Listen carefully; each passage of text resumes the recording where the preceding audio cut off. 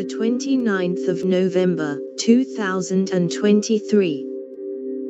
US debates how much to sever electric car industry's ties to China. Some firms argue that a law aimed at popularizing electric vehicles risks turning the United States into an assembly shop for Chinese-made technology.